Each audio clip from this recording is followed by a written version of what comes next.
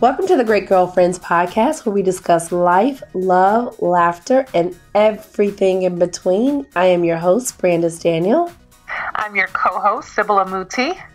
Hey, hey, What's hey. up? Hey. Hey, y'all. I know. I miss you guys so much. Man, it feels like forever. I mean, in terms of like our recording land, I literally have not seen, well, that's not true. I have seen you, but we haven't recorded in a minute. It's been a minute. It's definitely been a minute. Great Girlfriend. So when Sybil and we got on the call, I think, 5-6 hours ago. We've been on the phone now for like 6 hours. And our first hour was just like, let's not even try to talk about the conference. Let's not even talk about the podcast. We just got to catch up on life. Right. So we have to do just needed to breathe the same air for a minute and just be like, what's up? I know. Girl. That's so important, though. Yes. That's the part that makes it all possible, is having a relationship. Exactly. Yes. Let me tell you, I am so happy we got this in. We just barely caught Sybil, y'all. Just by the hair of our chinny chin chin. So let me tell you guys about your crazy great girlfriend, Sybil, okay? So last week, or what was it, 2 weeks ago, Sybil calls me and was like, and I always know that she about to ask me something big and crazy. When she paused, I'm just going to ask you this because, I mean, there's no harm in asking. Do you want to go to Australia? Like, who calls you and asks you, do you want to go to Australia? Sybil Amuti, that's who. Literally, that was the ask. Next week? I mean, I know it's last minute, but like, you think you could swing this next week? Oh, yeah. It was, can you go to Australia next week? That's what it was. Right. Because, but that's just the thing. You need to stay ready, because you never know when your girlfriend's going to call you with something amazing. And Brandis, unfortunately, already has other stuff going on. But I really would love for you to be on this trip with me, Brandis. I would love to be there. Sybil, you know you did the same thing with Israel, right? Did I? You did the same thing. Brandis, do you want to go to Israel next week? Like, what? Who does that? Sybil. And for the record, though, you did say that you were a global citizen. So, hey. Citizen. So we have to be ready to roll. But what's so funny is I legit mean it. I'm like, so cute. Oh, no, you legit meant it. Yes. You were dead serious. So that's a no? So you're not going to be able to make it? Right. Oh, okay. Right. No. So to all our great girlfriends who are all over the world, because we have great girlfriends all over the world, and you've been looking at Sybil and thinking, man, I would love to have Sybil come to this event. Don't count it out. Don't count it out. Just because she's in New York does not mean she won't get on a plane and come travel to New Zealand, India, Germany. Where else do we have great girlfriends? Japan, wherever. And come to where you are. Yes. I love it. My request at the top of 2019 was, God, I want to travel. I want to experience the world for free. And I want my gifts to make room for me. Like, these are two things that I wanted to experience. And so opportunities just keep arising to experience the world and to do it doing the things that I love doing. So this trip that I'm going on tomorrow, literally, I leave for Australia, is a trip to go out to Australia and to serve as a mentor to disadvantaged youth, and also be a part of a thriving community of thought leaders and storytellers, part of AIM Mentoring, for those of you that are like, what program? That's what I'm doing. And so it's taking me to Australia, and I'm super excited. And the opportunity rather, came to me last minute. So I was like, well, shucks, I got to try to get some of my people on board. And so I just started to hit up people that I knew would possibly be passionate about making a difference or contributing towards this trip. And of course, Brandis was my first. I was like, Rich is gonna kill me for this. He gonna kill me for asking this question. Kill you. He gonna kill me, but I have to ask because I know what matters. And when your people know what matters to you, they'll have your back and they'll start to introduce you to opportunities that make sense for you. So, that's why I'm super grateful. I'm excited to go. Part of the trip will be social media free, so I won't be posting everything because they want us to make sure we are plugged into the experience for the trip and not really on Instagram, etc. But a lot of it will be Graham. So I'm just excited. I really am. It's my first time in Australia. And actually, I know for our conference, we have some guests coming in from Sydney, Australia. So shout out to everyone that's out in Australia right now. I look forward to meeting all of you June 13th through 15th in New York City. It's a perfect segue, right? Right, girl. So, okay, so I told everyone we were on the phone for like 6 hours, but for most of these hours, we've been talking through the conference and preparing for the conference and making sure that we have like the swankiest experience for our great girlfriends because y'all know how we like to do it. And, talking to our speakers and just the entire experience. I'm so excited. This is the first time where we've decided, this is our fourth conference, Sybil. This is the fourth one, right? This will be four. So for the first three, we did the format kind of similar, like maybe different speakers, but it's very similar format. And for this one, we really wanted the great girlfriends to walk away with even more tangible, like a tangible plan in your hand and real new relationships and friendships. And so we're like infusing, I think, some of the coolest things I've never ever seen before the conference. We're like putting things in there that we think would be fun and that you guys can literally like walk away with, okay, here's what I'm doing when I get home.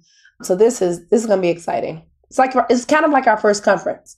Super exciting. And I want to just thank Essence Magazine again for naming us one of the conferences that women must attend if they want to level up in 2019. I agree with Essence. Essence, I have to say, was most honest. Absolutely.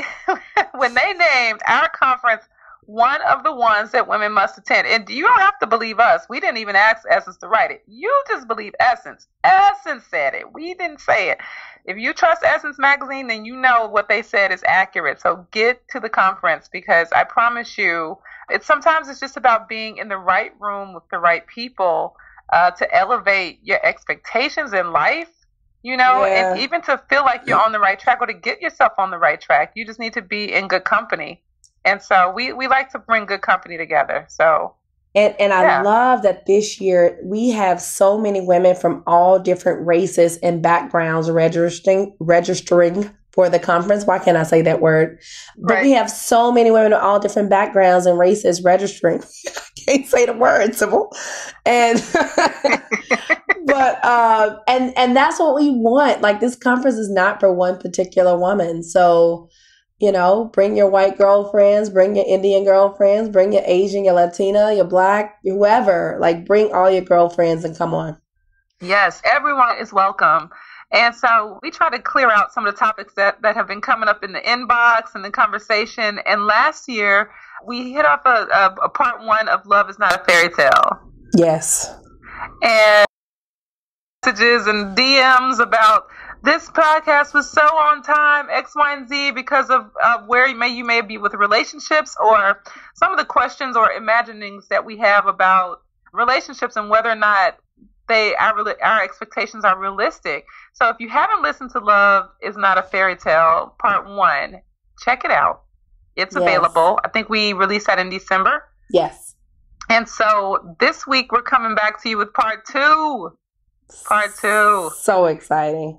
I know, and I feel like my husband's lurking outside the door to hear what I have to say about everything I have to say. Because y'all know how he likes to lurk. Hey, Kwaku. He's gonna be holding you to it. It was the last episode of 2018. It was episode 174. Okay, episode 174. Check it out. I promise you, it's a really, really good one. And listen, everything that we put out on this podcast is to set you up for your wins all the way across the board. Not just your professional wins, your personal wins, everything that you want, because one of the questions that we're addressing today is about that. Can you have these wins? And so just know that we're trying to set you up so that you can be equipped to go out and if you want to be a wife, be a wife. If you want to date, date. If you want to be single, but know that your options are available to you, right? Absolutely.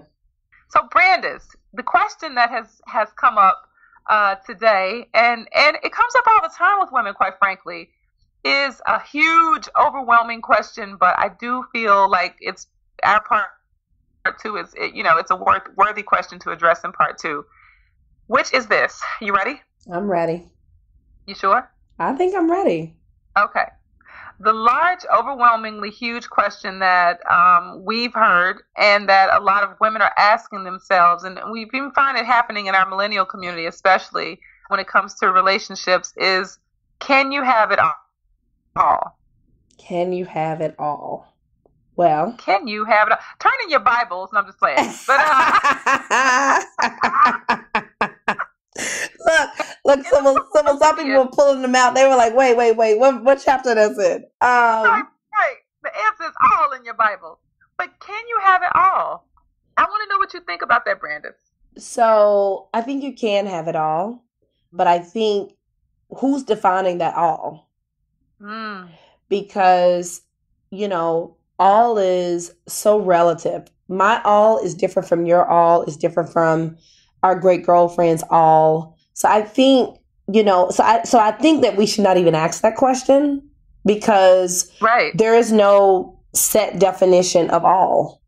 Right. And it's going to be different for every single person. So I almost think we need to just like scrape that question from the board because it's just the answers are so relative. So my all, is my number one all is peace for me.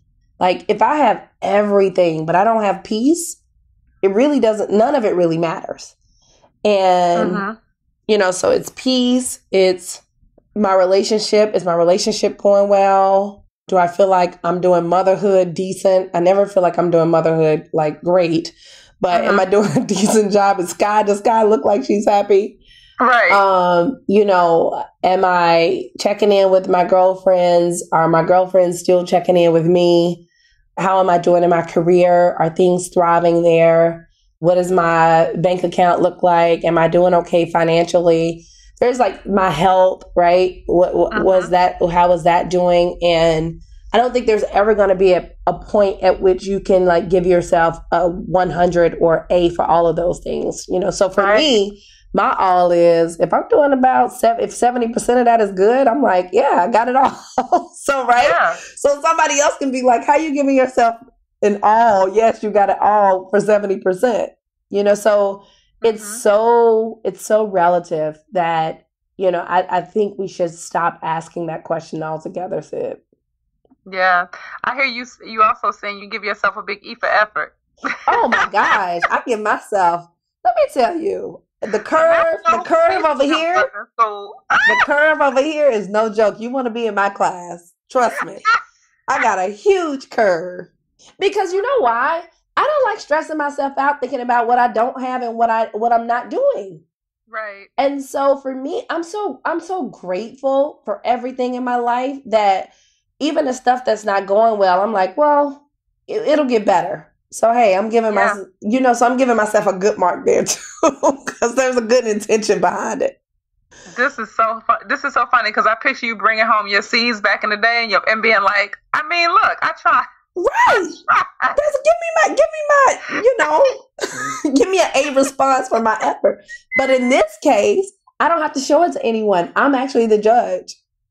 Oh my God. Right. Right. So I'm going to say you just made the largest point of the entire episode to date, which is that you don't have to show it to anyone because you're your own judge. Why are we asking this huge question? Because we're so busy judging everybody else's scenario, measuring everyone else's cup, assessing whether or not our lives compare or measure up to other people's comparatively speaking. That's why we're asking, that's why this question is such an aggressive, overwhelming, and almost oppressive question, having it all. Because like you said, you don't have to show it to anyone else. No. Your all is your business. Yeah, and it makes me feel good when I say, yeah, I got it all. Like, right. Because as far as I'm happy, I got peace, Rich seems to be happy. Scott seems to be happy. Have I lost that 10 pounds I need to lose? No, but I thought about going to Orange Theory this morning. And that was good because last year you wouldn't even thought about it. So exactly. I'm going to give you a 84 for that. Exactly. So I'm good over here. You're good.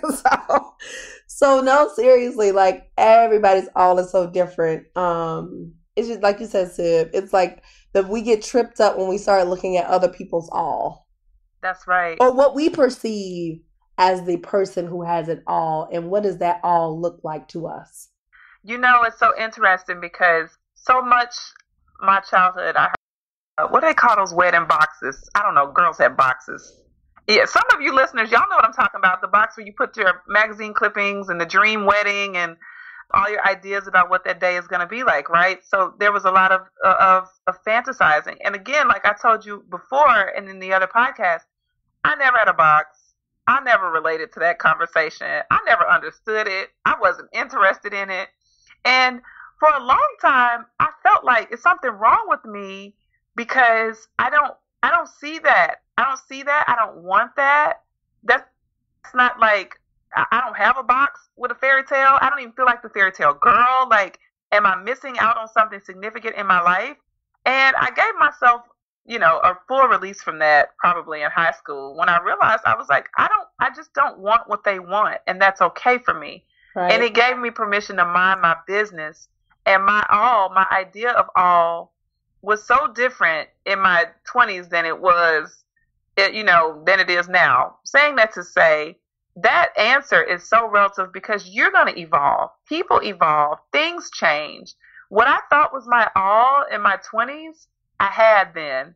Now I have my kids, but my kids were not part of that picture in my 20s. I never imagined them. So now I'm in another level of my all. It's so relative to where you are seasonally and where God is preparing you to be positioned. And I also think that it's relative to your own personal desires, and no one else should be sculpting that for you. And so many times we're looking around and we're watching the movies, the romantic comedies, and the stories about women picking their wedding dresses with their friends and having this dream day, and a dream we never had, but somebody Right. else is painting a picture of a dream and it looks pretty, it sounds good enough, so I want to make that my new dream. Or I want to feel guilty if I don't have that same dream. Or even in a relationship, you might not want the same things from your husband that other people want. You may Right. want something different from your husband, and you don't need to measure your husband up to the next person. But I think that that's such a big part of why we ask ourselves, can we have it all? Because we feel like what we do believe or what we do see or feel is insufficient. It's not insufficient. It's our portion. Absolutely. It's our portion. Like, for real, one of my friends even said to me, my friend from elementary school, she texted me, actually, she didn't text me, she DM'd me on Facebook. She said, I remember being at a slumber party where we were all talking about our dream wedding, and you were over there. I think I was doing a puzzle or something. Y'all don't know. I love puzzles. So it's easy for me. If somebody starts talking about something crazy and you find me pull out a puzzle, that's because I'm not participating. Right. I'm not participating. And she was like, and you were over there doing a puzzle, and now you have the husband and the two kids, and I'm not even married yet. And I was like, I didn't have words for her because I was still in awe of the fact that I'm not even worried about, like we say in the South, I'm not studying what nobody else is doing. I'm legitimately, I did just say that. You did just pull that out. I love it. I ain't studying them. I'm not studying, and that's Southern for studying. I'm not studying. I ain't studying. I ain't studying what nobody else is doing. I'm really like genuinely focused on painting my picture, and as God will show you, like day by day, more and more what you're supposed to be doing, your all will become evident to you. I think Yes. it becomes evident, right? Absolutely. It does. And I do know this though, because even to have your version of all, we talked about this on part one of Love is Not a Fairy Tale. Even to have your version of all is going to take work, right? Yes. We'll be right back after these messages. Hey, great girlfriends, we're inviting you to join us for the 2019 Doers and Disruptors Conference, June 13th through the 15th in New York City. This 3-day event includes exciting receptions, life-changing panels, incredible mastermind groups, connections, and more. This year, we had over 100 great girlfriends from around the world connect with like-minded women and create incredible memories. Now, it's your turn to be a part of this exclusive event. Visit our website, www.thegreatgirlfriendsconference.com, to grab an early bird ticket for yourself and your greatest girlfriend. We cannot wait to see you there. And I think that is something that, as we're talking about love and work should go hand in hand. And people don't like to hear that because they want love to be so easy because they're only thinking about what they're going to receive from love, but not what they have to give. Yep. And we're always So thinking true. about what we receive. And before, when Sybil and I were talking before we started recording, and she was like, I was like, the big thing is peace, but what helps me to have peace in my home is different from what it takes to have peace in someone else's home, right? Especially when it comes to love relationships. And I was mentioning that like this morning, last night, I actually realized that the juice was almost gone in the refrigerator. Well, Rich has a thing about juice. You could take his last piece of macaroni and cheese. You could take anything actually of his. Well, not his clothes, but you can take like food and stuff like that. But do not take the last sip of juice and not let it be juice back in the refrigerator. But here's the thing. He don't really buy the juice. So instead of him replacing the juice himself, he just has a full on, like, I wonder, like, so it makes me wonder what happened in his childhood around juice. But it is like a full man meltdown over not having juice. And so for me in my home, oh my gosh, if he ever listens to this, he gonna die. But for me, no, he probably gonna say, yeah, because you shouldn't be drinking all the juice. That's actually what he'll say. But for me in my home, like part of me making sure there's peace in my home, no matter all the other things I might have going on in my life, is, oh, you know what? We don't have any more juice in us. So let me, like, if you're in New York or a big metropolitan city, let me go to Fresh Direct, order some juice and a couple other things and have those delivered in the morning so that it's here. And him going in the refrigerator saying that there's juice there, guess what?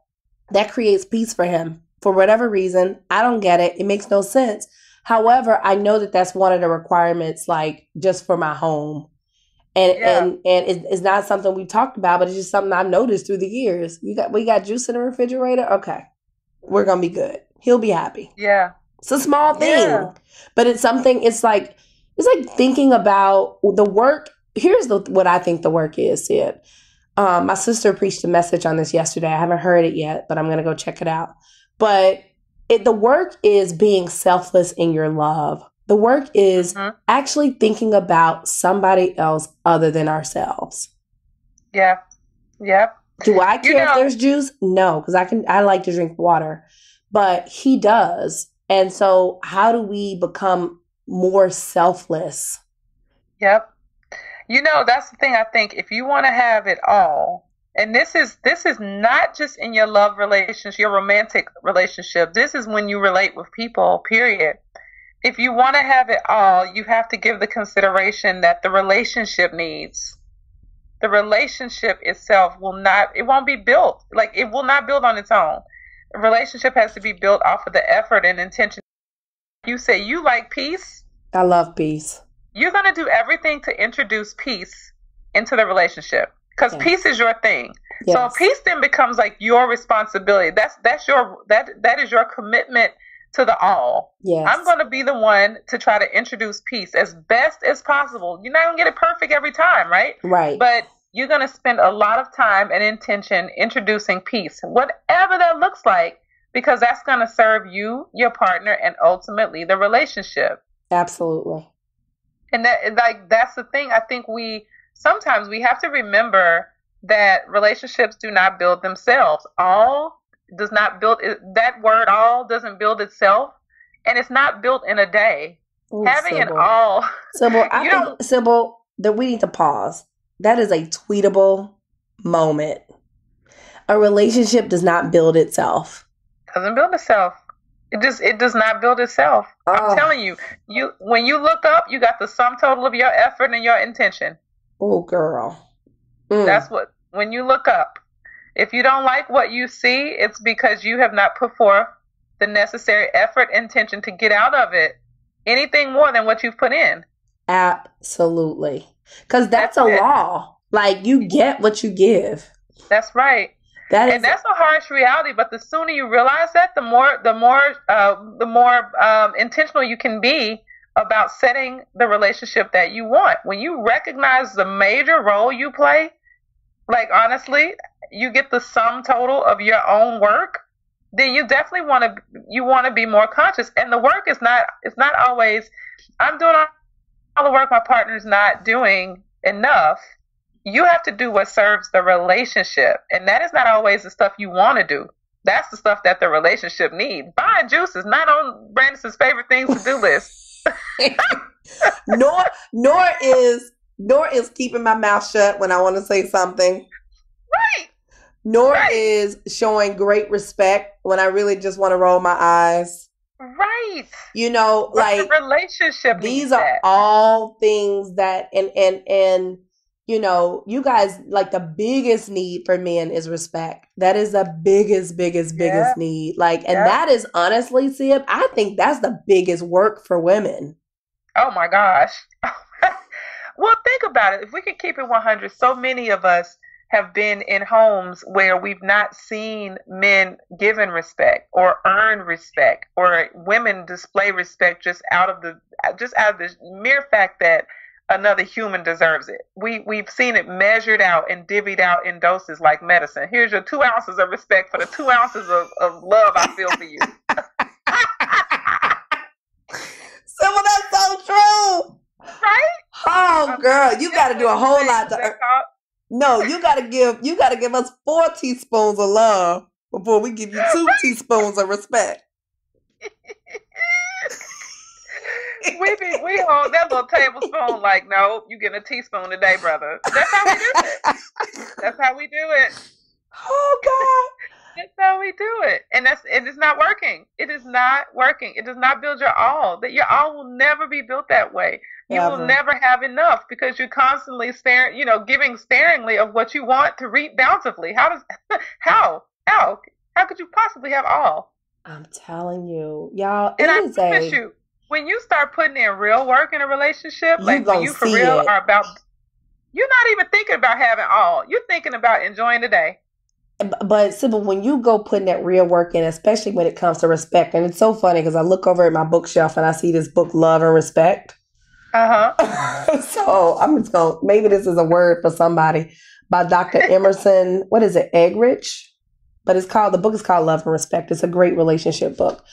But anyway, like, you will not, I promise you, it will not come back to you void if you just put in the work of respect. Because that is the hardest thing. Because sometimes some of these things these men say don't make no god doggone sense. And some of their logic around things, just, you got better logic on some things. I just do. However, like, the time, the place, how I deliver that, it all matters. Yep. It all matters. Yep. Absolutely. It all matters. Absolutely. We didn't just, let me tell you something. When you said that a relationship, what did you say? A relationship does not build itself. I think that was the end of the podcast, guys. Yeah. That's a mic drop. Itself. Done and done. Yeah. And I think, Brandis, I really feel like if we understand that, if we could take ownership of the fact that our relationships are what we have built them to be, and we look at the fact that, if we look at that and understand, okay, I make a daily commitment towards doing my best, towards honoring my relationship, towards giving it what it deserves.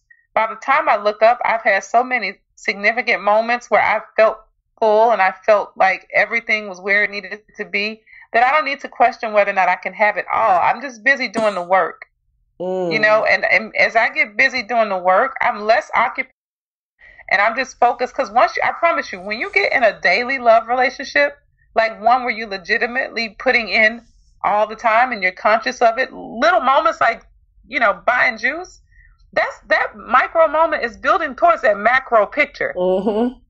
And so when you're legitimately doing the work that love requires, your consciousness is not on painting this, perfect picture of all. Your consciousness is focused on enjoying the journey.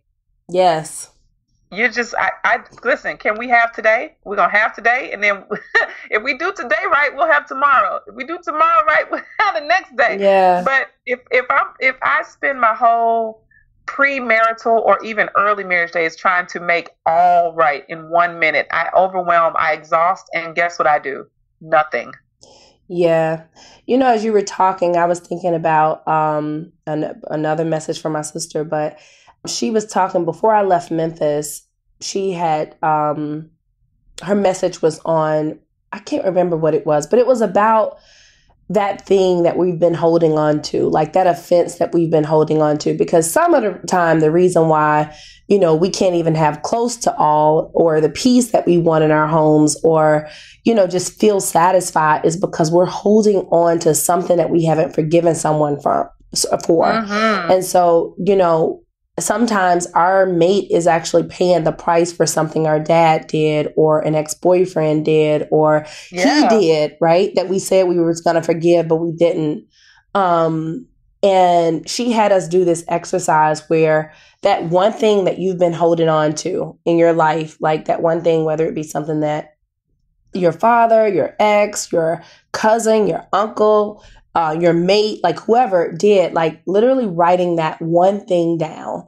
And she had us write it down on a piece of paper. And then we took these balloons. It was Valentine's Day. So she had all these Valentine balloons. She was like, just untie them all.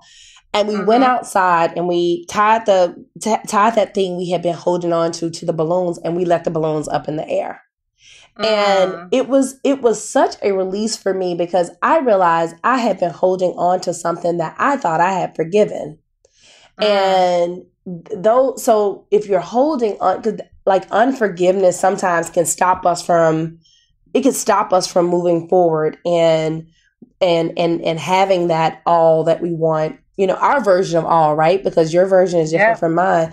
But it can stop us from doing that. It can stop us from showing the respect. It can stop us from ordering the juice. It can stop us, it can stop us from doing these things because we've got this thing that we've been holding on to. And I remember that day after I left, I felt so light. Like, I just remember feeling so light. And I came home I think, was it that same day? Maybe the next day. Yeah, the next day we came back to New York, Sky and I. And I was telling my sister, I was like, oh my gosh, I feel like today was like Rich and I's first date.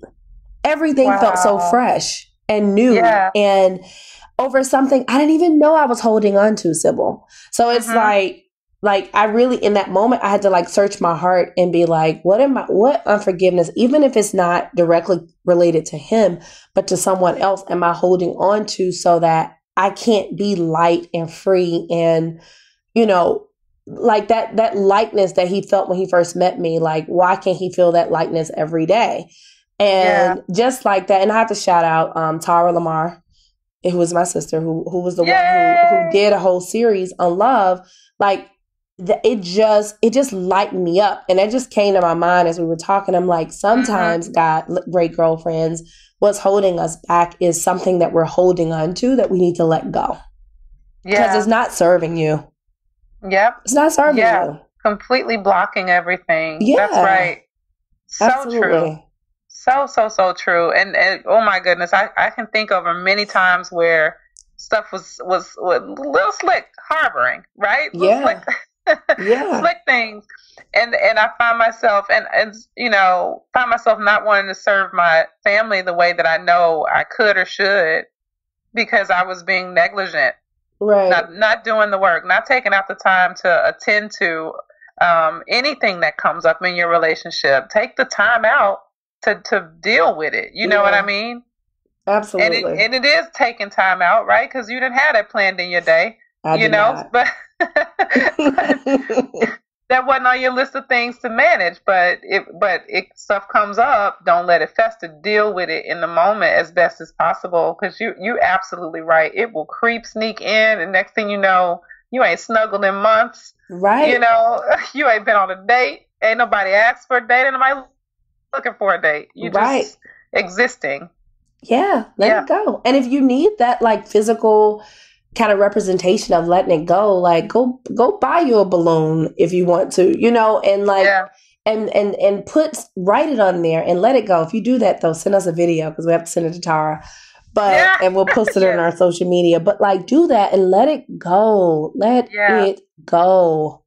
Like and think about somebody other than you for not for a moment, all the time. Yeah.